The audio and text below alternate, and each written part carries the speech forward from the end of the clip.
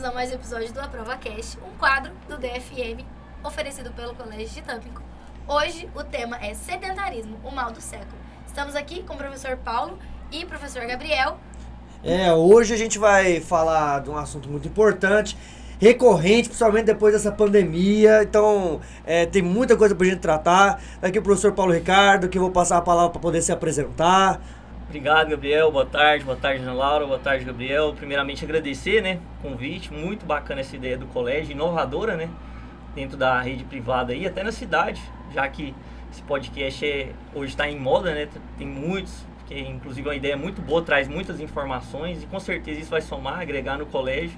E eu fico muito feliz de ter sido convidado, estar participando e falar de um tema que é pertinente, que eu gosto, que é tudo relacionado à saúde, a minha área, da educação física. E fico feliz demais de poder estar numa instituição que preza por essas coisas e tem essas situações como algo a se pensar, e traz para o colégio como informação para somar para os alunos e para a nossa sociedade também. Agradeço demais. É o seu dia a dia, né, Paulo? Eu já trabalhei mais de 20 anos aí dentro da área da saúde, dentro da área da educação física, Então, assim, não com preocupação em cima do tema, mas vivenciando já, ali desde como esportista, quando criança, adolescente, depois de formado aí como profissional da educação física também. Legal. A gente vai começar hoje falando sobre o sedentarismo, primeiro entendendo o que é isso, cara? Sim. Porque tem uma galera que fala assim, eu gosto de fazer uma caminhada 2 vezes por semana, eu gosto de treinar todos os dias, tem o cara que toma pré-treino, vai louco pra academia, vai lá e manda um treino pesado. Eu não sei nem quem que é assim. Não, quem mas, que acorda 5h30 pra correr? Mas assim... até que ponto você pode dizer que a pessoa ela é parada demais para poder se tornar sedentária? O que é um sedentário? Como que a gente define um sedentário? O sedentarismo ou um sedentário, a gente coloca ele dentro dessa cápsula, vamos dizer assim, como aquele indivíduo que, em termos gerais e simples, um indivíduo de 18 a 60 anos, vamos pensar nessa situação, um indivíduo que pratica menos de 150 minutos de exercício físico, somado à atividade física. Aqui a gente tem tração paralelo para a gente entender sobre isso. Na área da educação física, a gente coloca atividade física e exercício físico como coisas diferentes. A atividade física é você limpar a sua casa, um exemplo.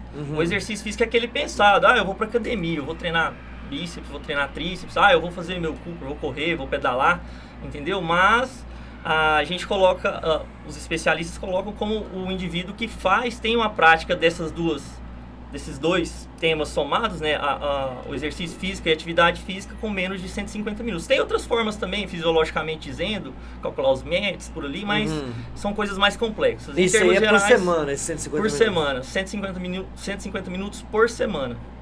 Você faz ali 20 minutos ali de exercício físico, 140 já deu. Eu vou 10 minutos para lavar minha casa, beleza? Você não é considerado sedentário. Sedentário é aquele indivíduo que gasta energia, gasta menos energia do que ele consome em repouso. Algo nesse sentido, assim, também. Não vamos entrar tanto nessa situação fisiológica, essas coisas assim.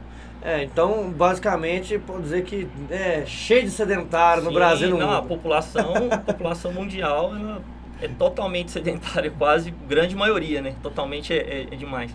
Mas tem uma parcela da população muito, muito sedentária.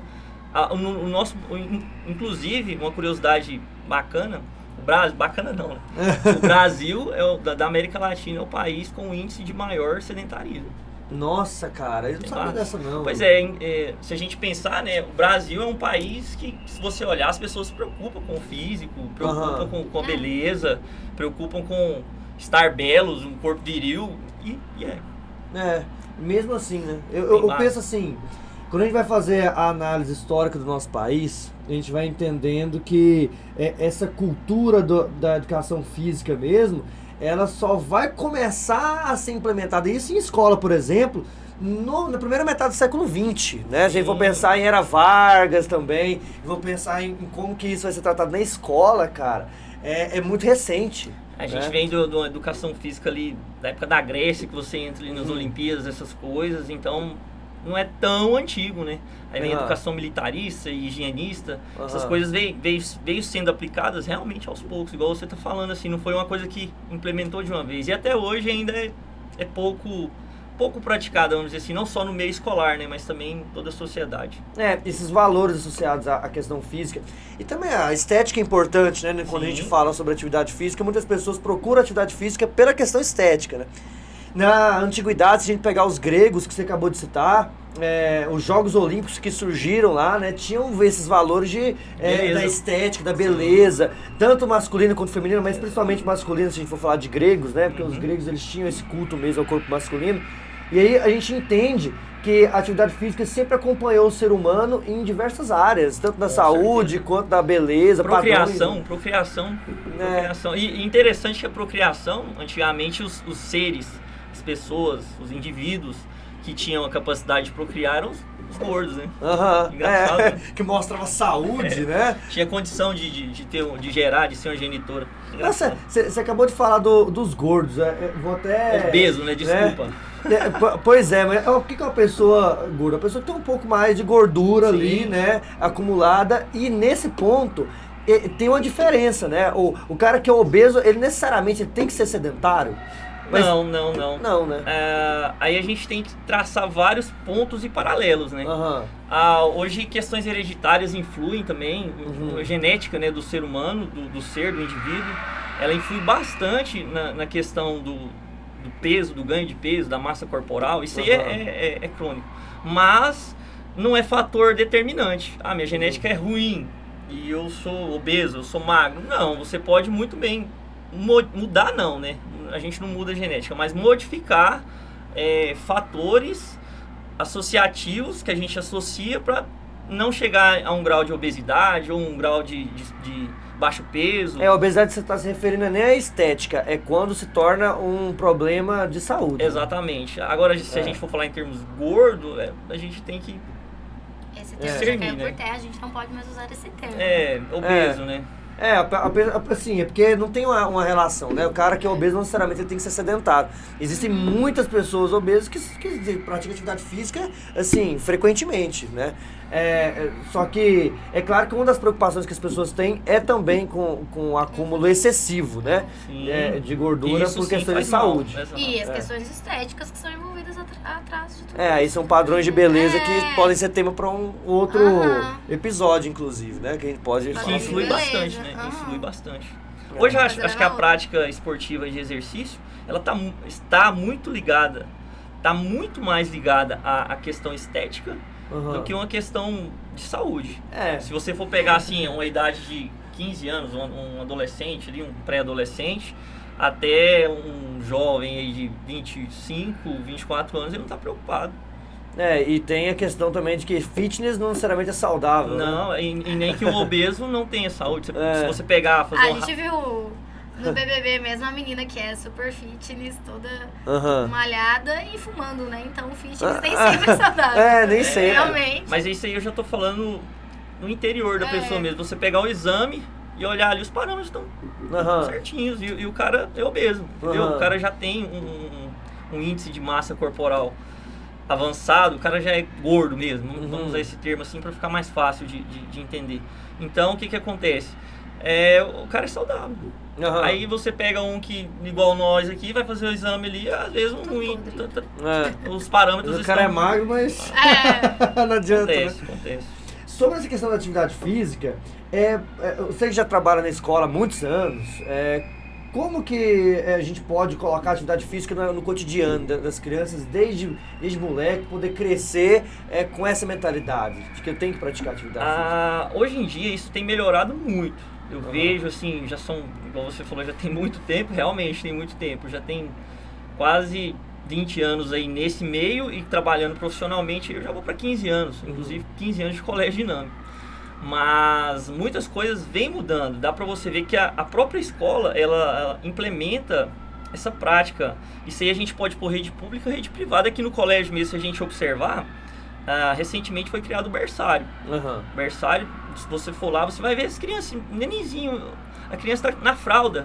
Muitas das vezes e já tá na escola. Aí você pensa o seguinte, cara, mas a mãe tá levando pra escola. Aí tem vários fatores a se analisar.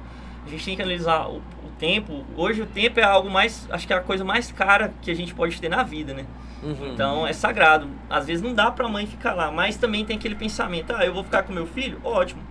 Mas e se eu colocar meu filho para ele se sociabilizar ali com outras crianças, vai melhorar? Eu, na minha ótica e forma de pensar, assim. O que eu quero dizer aqui do colégio? Você entra lá no ambiente, é tudo colorido. Entendeu? Se você consegue fazer uma atividade, um exercício físico com o aluno, uma atividade física com essas crianças, consegue. Às vezes você só coloca uma coisa para despertar a curiosidade dele, ele já vai engatinhar, tá movimentando, ele vai rastejar, ele vai querer pegar, entendeu? Então, eu vejo muito nesse ponto, desde o maternal, você já ter elementos que implementam que a criança seja curiosa. Agora, já a gente transferido para dentro de casa, os pais, eu gosto de dizer assim, para os meus alunos de academia, essas coisas que eu trabalho também, falo para eles assim, você tem que ver no seu filho um espelho. Seu filho é um espelho, onde você vai ver a sua imagem. O que você tem que implementar com isso? Aí fala, mas como assim? É simples, você tem que criar hábitos saudáveis com seu filho, desde o exercício físico, desde a alimentação. O seu filho, ele vai ver você fazer e vai copiar. De alguma forma ele vai absorver algo. Então, querendo ou não, os pais são fatores primordiais. Dentro de casa isso tem que vir, é cultural. Tinha que ser cultural, na verdade, né? Falta tempo, às vezes, para os pais. Sim, mas leva o filho, vai para uma pracinha, vai para alguma coisa. E a escola implementar e complementar essa situação, né? Então a família é muito importante nesse demais, processo, muito né? importante. É como eu disse, né? O filho é o espelho do pai. É engraçado porque, igual meus alunos de academia, e recentemente eu comecei com 2 alunos ali, novatos, né? Aí a gente faz uma anamnese, vamos dizer assim, dos hábitos. O que você come? Gosto de comer isso. E o que você não come? Não, eu não como pepino, cara. Eu odeio pepino. Não é um exemplo, é verdade. Aí você pergunta pro pai, o que você não gosta de comer? Pepino.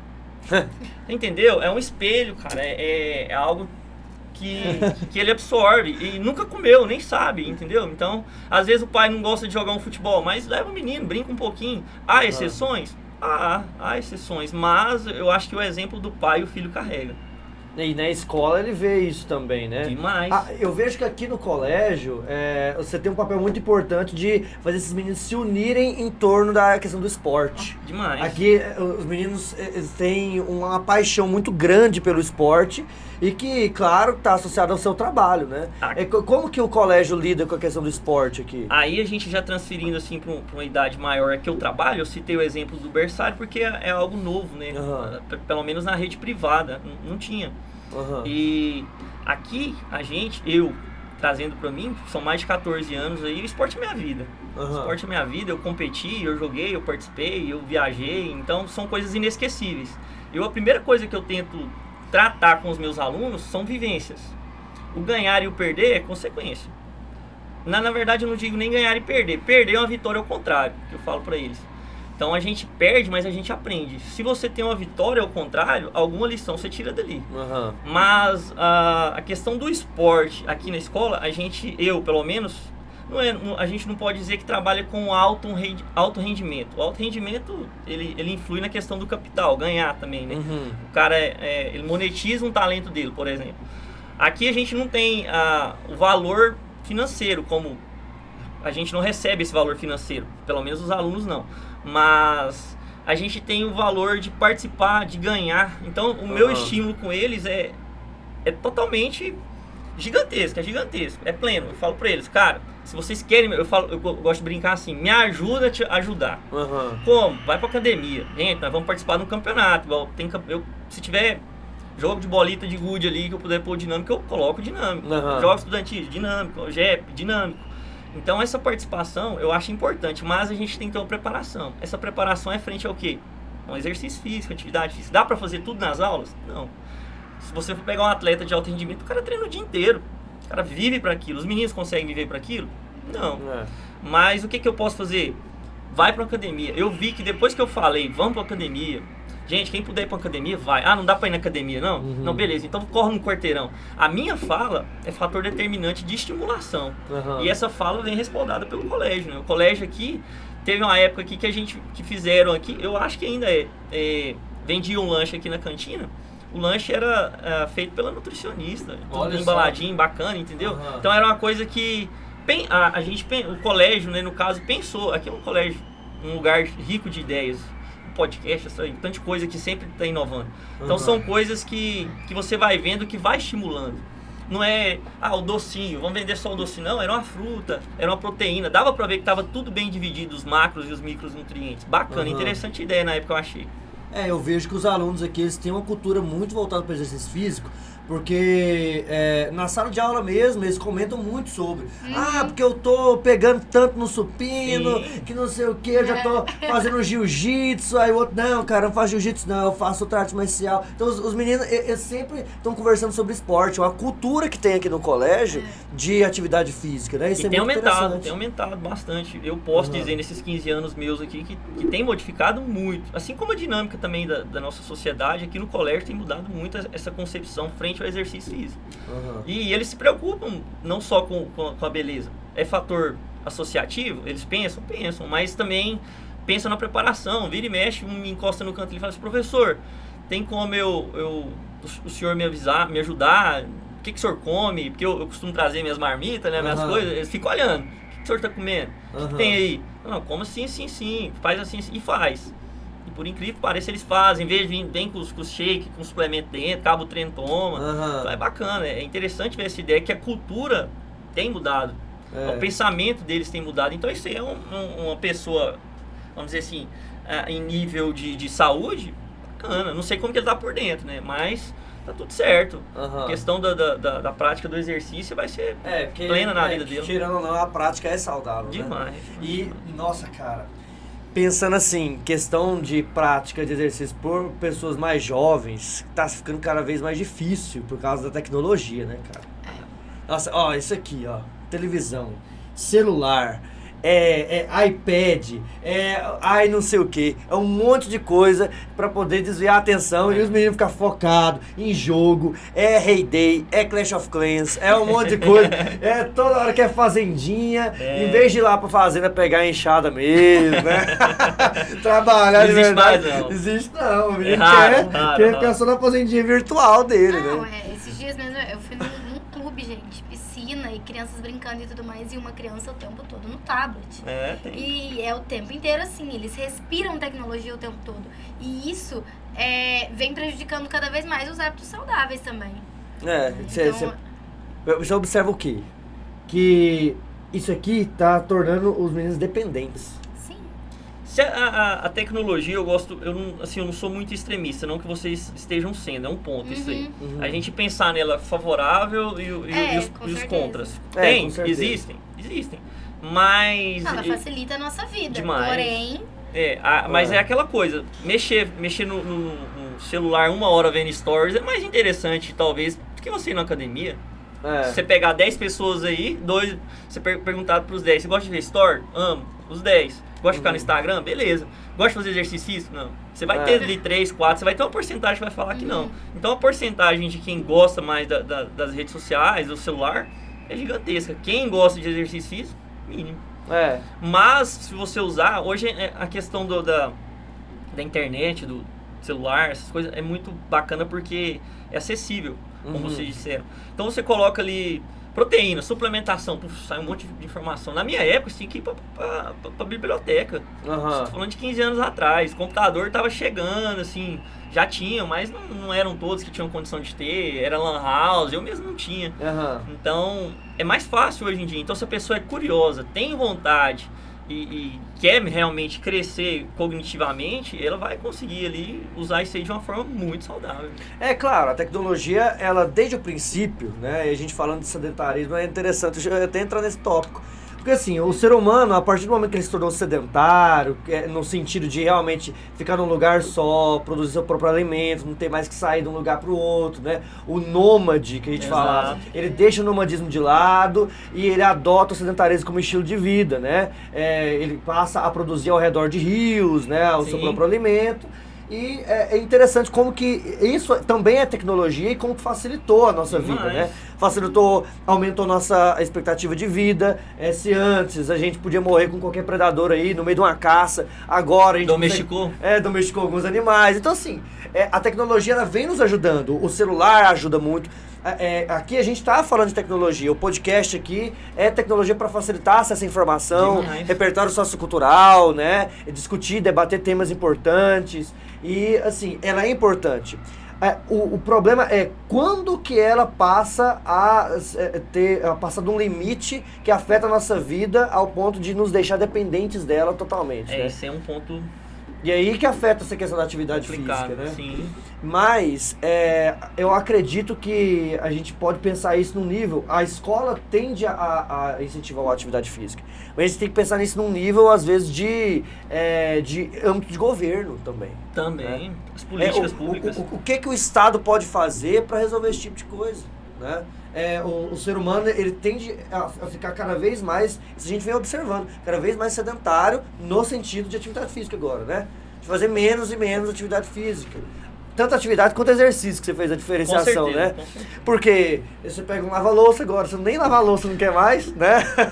Essa parte é doída. Não é verdade? Então assim, as pessoas estão buscando cada vez mais ficar imóveis, né? E como fazer com que... Porque antes nós éramos obrigados a nos movimentar. Agora, nós temos que nos obrigar a se movimentar. Desde o andar de casa até a farmácia para buscar um medicamento. E hoje em dia a gente já não faz mais isso. Vai de carro. Não, a gente liga no delivery. né? Traz aqui. Nem liga, a gente, pra não levantar o braço, a gente só digita.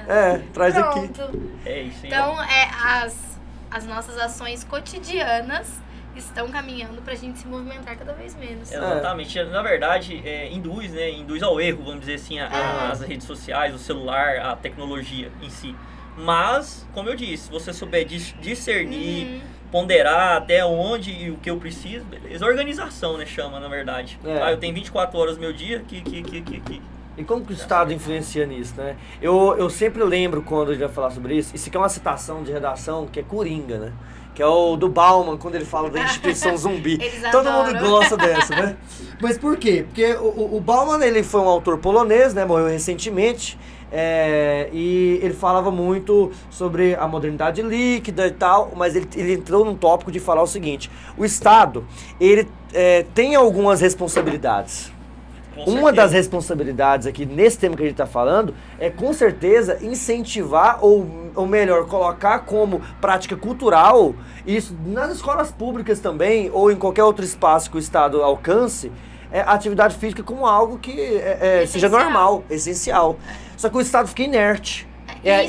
Isso vem de uma cultura também de que a gente constrói há muitos anos já o hábito de tratar doenças e não tratar as causas dessas doenças. Então, por exemplo, o sedentarismo ele é a causa de diversas doenças, mas as pessoas só levam a tratar esse problema quando gera algum dano, quando já tem a doença ali afetando o seu organismo. Então, o nosso Estado, as nossas políticas públicas tendem a tratar a questão da saúde num país como cuidar de doenças e não prevenir doenças. Medidas paliativas. As medidas de controle, de combate ao início dessas doenças. Então, por exemplo, a própria obesidade, que gera tantos danos à saúde das pessoas, aumento de glicemia, colesterol e afins, é um problema que depois dos 20 a gente começa a se preocupar, né? Mas lá na infância, quando a gente ainda não tem essas manifestações, a gente não se preocupa tanto. E o Estado vem a manter essa tradição de não se preocupar com a prevenção de tudo isso, e só com o tratamento quando a bomba já explodiu. Dizem, né? Melhor prevenir do que remediar. Do que remediar, exato. Complexa. Essa situação é uma situação muito complexa, porque a cultura não é assim, né? Igual a Ana Laura disse, você começa ali com 14, 15 anos preocupando com o físico, igual eu. Quando eu entrei na faculdade, a minha preocupação era montar um time e ficar forte. Montar o time eu consegui, ficar forte não. E hoje em dia a gente vê também esse fenômeno avançando com as redes sociais. E isso a gente tem aí 2 pontos diferentes da tecnologia, porque as redes sociais influenciam as pessoas a buscarem atividade física em algum momento por questão estética, por padrão de beleza. E não por uma questão só de saúde, não focando na saúde. Eu acho que esse é um dos pontos que a gente levanta também, fora a questão de saúde mental. E daí eu acho que a pandemia foi um fator que alavancou isso agora pela questão da saúde mental, porque tava todo mundo lascado das ideias. Então até comentando antes do programa, né? Saúde mental e física. A saúde mental, que eu acho que foi o grande balanço dessa pandemia, ou quando todo mundo ficou abalado, seja pelo luto, infelizmente, ou pelas questões de ter ficado dentro de casa aí 2 anos recluso. E acho que a saúde mental foi a grande preocupação aí nesses fenômenos de avanço das atividades físicas até com as redes sociais. Mudou muito as práticas. Algumas pessoas pararam e muita gente que chega em mim e fala assim, nossa, eu ganhei tantos quilos na pandemia. E agora eu tô voltando. Ou então teve uma camada pequena de pessoas que falou assim, não, agora eu vou usar esse tempo aqui, eu vou treinar. Com certeza. O treino em casa. O treino em casa ficou muito famoso. Sim. A calistenia ganhou muita força. Quem trabalhava aí, eu ainda não tava trabalhando novamente com academia. Eu tinha uma aluna, na verdade. A gente fez os treinos via WhatsApp. Fazia um movimento, não, beleza, isso aí. Mandava um vídeo, como que eu faço isso? E fazia, deu certo. Mas a pandemia, ela ensinou muita coisa. Igual a Ana Laura disse, é complicado a gente ter perdido vidas. A gente, até quando tava lá na China, tava tudo legal. Quando começou a acontecer ali, aqui um parente com você, que seja, foi complexo. O exercício físico, ele foi determinante nessa pandemia. Se a gente parar pra pensar, eu vou me dar de exemplo. Se eu tive o vírus, eu não senti nada. E olha que eu fiz exame, que eu não fiz se eu tive o vírus recorrente, se eu já tinha lá. Não, eu fiz pra ver se eu tava com o vírus, eu precisei de fazer. Na verdade eu não fiz nem porque eu quis, eu fiz porque se eu não fizesse eu não viajava com os meninos, inclusive, aqui pros jogos que a gente foi obrigado a fazer. Negativo, foram 3 exames que eu fiz. Só que o que acontece? Eu, em sintomas físicos, 0. Eu não tive nada. Eu tive um dia que eu senti, acho que, nariz, uma coriza, mas era um frio. Tava no frio andando de moto, aí eu falei, vou tomar um remédio que se não passar aí tudo a gente suspeitava, né? E da noite pro dia eu melhorei. Minha dor de cabeça que a gente tudo eu melhorei, entendeu? Então eu imagino que não era. Mas o exercício físico, pra quem fez, morreu gente também que praticava, indivíduos saudáveis? Sim, também. A gente não sabe como que tava o interior também, né? Então são coisas que são fatores de análise. Mas quem tinha a prática de exercício físico regular, ele se deu bem. Isso aí é pesquisas que falam, não é nem eu. Se você pesquisar, procurar, você vai ver o índice de pessoas saudáveis que tinham a prática de exercício. Com certeza ele tinha uma força maior, né? Uma resistência maior, muito maior. Pode ter exceções à regra, mas em regra, né? Se você for pensar em termos gerais, quem tava com a prática de exercício em dia, passou meio que ileso, né? Não, e o exercício ajuda em tudo, né? Ajuda, igual a gente tava falando no último programa, ajuda na questão dos estudos também, porque assim, a circulação do cérebro, tudo, né? Os termos em detalhes aí a gente teria que chamar o professor de biologia, né? Você vai na consulta, igual foi, o médico faz anamnese. Nas perguntas dele tem... Ele não vai nem na doença, igual a Ana Laura falou, a doença não, ele vê causas, ele vê motivos, fatores associativos que chegam àquilo. Aí que eu mesmo fui na consulta, o médico perguntou, bebe água? Bebe água? Bebe, quanto que você toma? 3 litros por dia, 3,5 litros. Bacana. Faz exercício físico? As primeiras perguntas, entendeu? Então o cara vai vendo assim, ele vai entendendo o seu organismo através de coisas que a gente não dá tanta importância. É básico, mas ele não faz. Entendeu? Mas é uma coisa que eu acho que tinha que ter uma preocupação bem maior. Se for pensar em termos de Estado, eu até fico pensando. A primeira parte que a gente pensa antes de solucionar um problema, e é isso muito em relação também, mas a redação é uma simulação de tentar solucionar na vida real, né? Causas e problemas do A gente sempre pensa na escola primeiro, né? Todo mundo pensa em escola. O Ministério da Educação tem a tarefa, que não sei o quê. E aí sempre chega assim, o que a gente vai fazer na escola? Conscientização? A gente precisava colocar essa... Porque assim, a conscientização é o argumento mais furado que tem, né, normalmente. A questão da conscientização, eu vivo brincando com os meninos que a conscientização, ela é o básico, mas ela vem de outros fatores. Então, nem sempre a educação é realmente o primeiro passo que tem que dar, principalmente na questão de atividade física, porque a gente tem que pensar na democratização do acesso à atividade física. Eu acho que esse é um dos grandes fatores, né? Democratizar o acesso a isso. Porque, por exemplo, as camadas mais altas, socialmente, acabam conseguindo fazer a atividade física que bem quiser, né? E a gente vê que, geralmente, com a rotina de trabalho e as pessoas que não têm tanto acesso assim, as crianças de escolas públicas e o acesso financeiro é o que mais prejudica Veio na minha mente aqui a possibilidade de proposta de intervenção de academias comunitárias. Por que o Estado não pode investir nisso? Por que o Estado não pode investir em colocar a atividade física como algo obrigatório dentro das escolas, muito mais do que... Porque já tem a educação física, só que a educação física, ela não é rígida na escola pública. A educação física vira, os meninos jogam futebol, as meninas jogam vôlei, as meninas ficam na arquibancada, os meninos jogando futebol e acabou essa educação física. Não, eu tinha opinião... na minha escola, por exemplo, era assim. Eu não jogava, fazia prova. Eu tinha opção de fazer isso, né? E até que ponto você vai colocar isso? Você tem que descobrir qual que é a aptidão do guri, porque às vezes ele tem a vontade de praticar um exercício, às vezes não tem porque ele não sabe qual esporte que vai agradar ele. Porque nem sempre o cara quer jogar bola, né? Não. Então, eu, por exemplo, eu nunca fui um cara do futebol, cara. Eu sempre fui zagueiro porque eu era perna de pau. E aí eu descobri que a minha praia então, é arte marcial, entendeu? Por causa disso. Então, colocar isso como cultural, né? Olha, qual que é a atividade que você gosta? E aí, tem as academias comunitárias, que é uma ideia, tem a questão de colocar isso na escola mas e aí? E sobre a teoria? Porque a teoria da educação física na escola pública passa muito batido. Por exemplo, a alimentação saudável. A biologia fala do geral. A biologia vai falar ali sobre o que são carboidratos, né? O que são proteínas. Mas como que é no dia a dia, né? Como que eu organizo?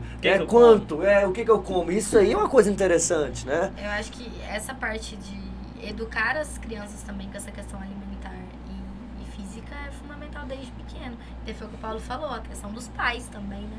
Então, por exemplo, uma família que só consome... pizzas, lanches, hambúrgueres e afins, e incentiva a criança a comer isso desde criança, ela vai crescer achando que isso é normal. E que tá tudo bem. E pra mim mesmo, agora, nos últimos 8 meses que eu comecei a mudar meus hábitos alimentares e comecei a praticar atividade física, e agora que eu vejo minha cabeça mudando quantas coisas. Mesmo que eu como doce todos os dias e ele briga comigo, eu tô todos os dias comendo doce, e todos os dias ele me julga, mas é porque eu não consigo ficar sem docinho. Mas eu comecei a mudar esses hábitos aí, tem 8 meses. Os hábitos... O que eu mais notei, assim, pra mim, foi a mudança no meu humor, na minha saúde mental e na forma como eu lido com o mundo externo. Antes, a minha saúde mental ficava muito mais abalada sem atividade física, sem esse autocuidado. Né? Porque é muito isso, é o autocuidado mesmo. O cuidado do seu corpo, porque senão você não aguenta muitas coisas. Tanto que eu comecei a buscar isso, porque eu até cheguei e falei pra ele, falei assim, parece que se eu fizer atividade física, acho que eu vou tentar aguentar as coisas que estão me fritando agora. E acho que foi esse o grande fator, eu aguentar o baque da vida adulta. E eu falo muito isso pros alunos também agora, os vestibulandos no cursinho. Tem que fazer. Esses dias eu tive uma conversa com uma das alunas, e ela falou assim, eu tô tendo muita crise de ansiedade. Eu falei, você tá fazendo atividade física? Tá buscando alguma coisa assim? Não. Como que é a sua rotina alimentar? É Coca-Cola todos os dias? E daí eu falei, bom, acho que a gente tem um ponto aqui. Talvez mudar isso aqui com certeza já vai melhorar toda a sua rotina de estudo. O grande problema da mudança de hábitos é você vislumbrar o topo. Já, tipo assim, opa. Não tem não topo. Aqui, ó, gradativo. Um por um. Eu gosto de doce? Você come doce? Que bacana. É sua felicidade? Bacana. Quantos? 5. Você pode... Vamos tentar comer 4? 2. Vamos tentar comer 3? 2. Aí quando você vê, você não tá comendo, ou você tá comendo. É proibido comer? Não, gente. Você vive pro seu corpo? Você é atriz, modelo, alguma coisa assim que necessita? Não. Não, então peraí, nós somos indivíduos normais. Se você ama comer um X, eu vou comer um X? Vou. Quando? Calma, espera. Uma vez no mês, uma vez na semana, alguma coisa assim. Tudo bem, então vamos gradativamente, um por um, meio por meio. É mudança? É mudança. Cara, se você não faz uma atividade física, um exercício físico, fica só em casa, deitado, levanta, dá uma caminhada na sua casa aí, começa a conhecer os cômodos da sua casa. Conseguiu? Beleza, então vamos sair pra rua agora, dá uma volta no quarteirão, beleza. Vai criando hábito, arruma um amigo, um colega. É pequeno por pequeno. A escola, eu vejo muito uma implementação disso. Brincadeiras, jogos, o tipo do lanche, igual eu falei daqui do colégio. Então são coisas que é bacana de você ver que a escola preocupa, tá fazendo e não tá vislumbrando só o topo. A gente vai gradativo, tá o aluno estudando ali pro vestibular.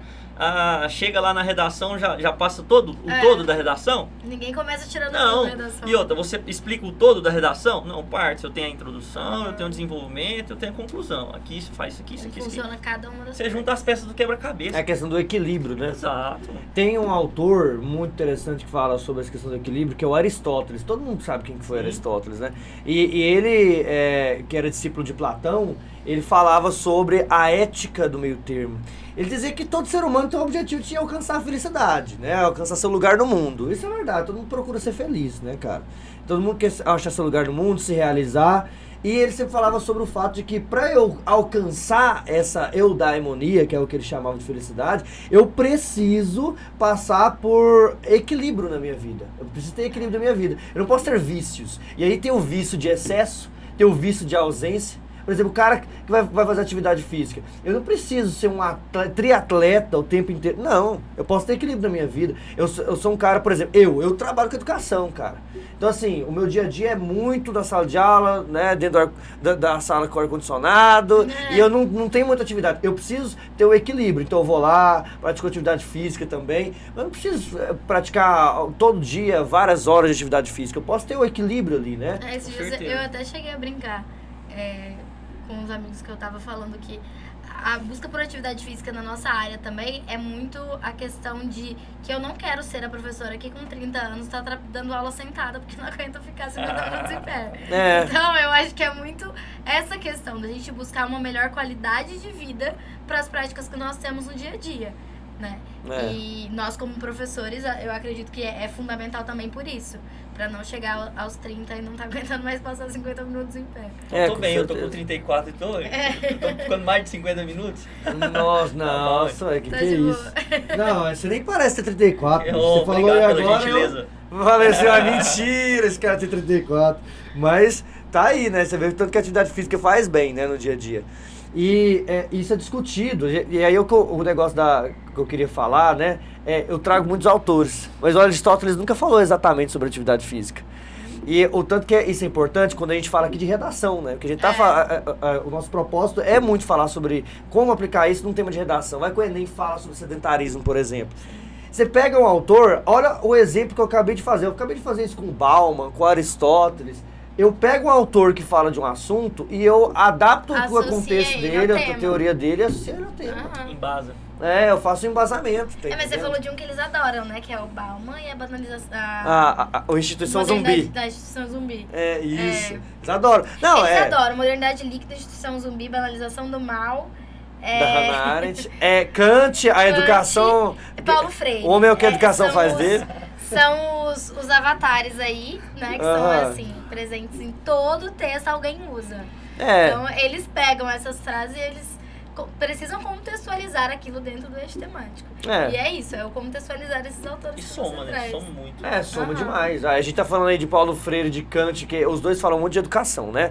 O Kant, quando ele fala o homem é o que a educação faz dele, ele tá falando da ética do dever, o que é certo sempre, né?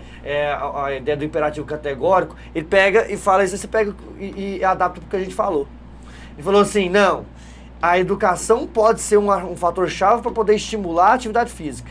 Então, eu pego e falo assim, como dizia Kant, o homem é o que a educação faz dele. Então, é tarefa do Estado incentivar no meio educacional a prática de atividade física. Com certeza. Né? Porque a partir dessa educação o homem vai se tornar diferente. E aí, claro, é uma solução a longo prazo.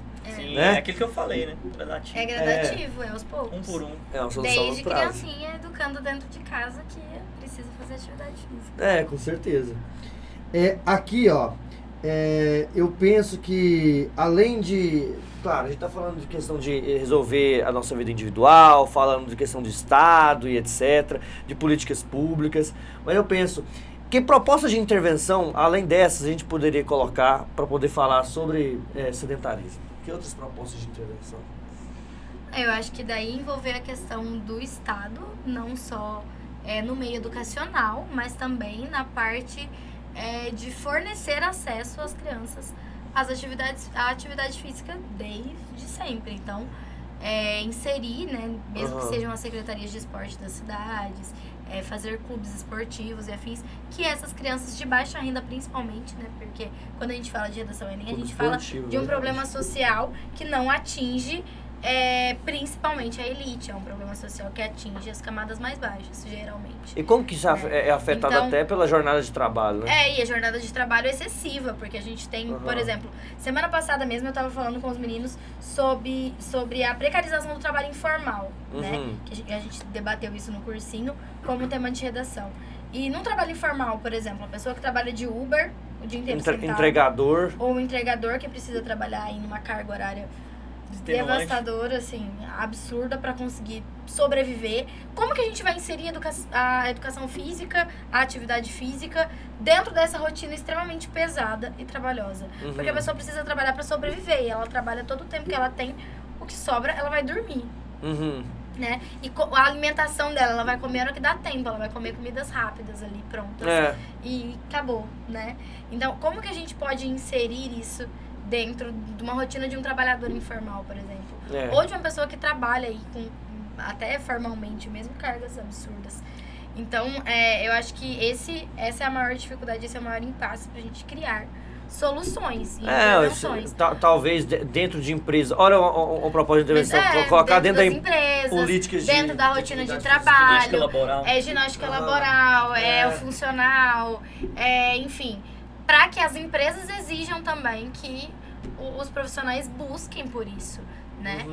E os informais é o grande ponto, é o grande problema da última geração agora, né? Fica difícil de 2015 agora pra frente, o crescimento de trabalho informal é muito grande. E esses estão sendo impasses também que vão ser recorrentes cada vez, assim, mais ao passar do tempo. Se a gente for falar de trabalho informal, nossa, eu acho que isso dá um tema de um episódio inteiro. Com certeza, inclusive a gente pode fazer.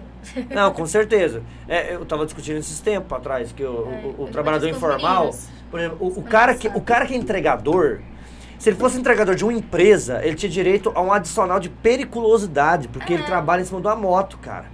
E ele não tem esse adicional de periculosidade com a entrega, ele ganha por entrega. Né? Ele não tem estabilidade, etc. Ele tem todos esses fatores do trabalho. E além disso, tem esse problema da atividade física, que o cara não tem tempo para poder se dedicar à atividade física, porque simplesmente ele vai perder entrega, ele vai perder dinheiro. Até acidente de trajeto, por exemplo. Eu fiz segurança de trabalho também, do nada. E a gente vê a parte de acidente de trajeto de trabalho. E esses entregadores não têm esse tipo de benefício. Então, por exemplo, se ele se acidenta indo trabalhar, ele vai ficar meses afastado do trabalho, sem poder ir trabalhar novamente. E sem direito a nada. Sem direito a nada. Provavelmente passando necessidade, porque quem vai manter a vida desse trabalhador, a família desse trabalhador? Então, o trabalho informal, eu acho que é um dos grandes pontos agora. E é um dos grandes impasses também para a atividade física, para inserir essa atividade no dia a dia deles. Muito obrigado você que acompanhou a gente até aqui.